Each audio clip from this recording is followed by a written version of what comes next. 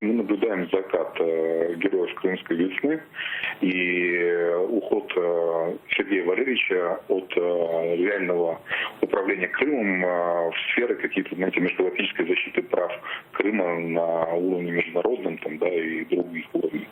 Вот поэтому на сегодняшний день мы наблюдаем начало этого процесса, когда его отстраняют от реального управления республикой, и он теряет практически рычаги власти. Значит ли это, что усиливается чье-то другое влияние, на полуострове? И чье это?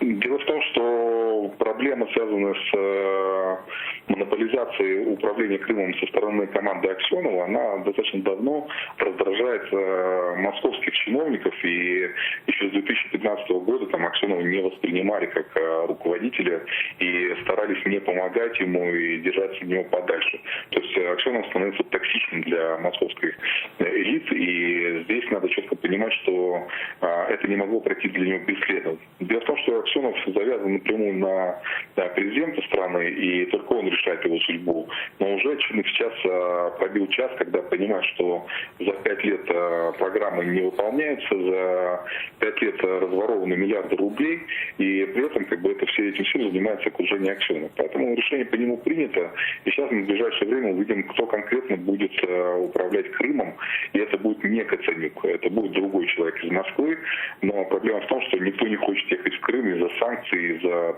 того, что никто не хочет работать с Аксеновым, грубо говоря, два медведя в берлоге жить не могут. Поэтому я думаю, что до конца этого года, либо в начале следующего, мы увидим уже реального нового губернатора.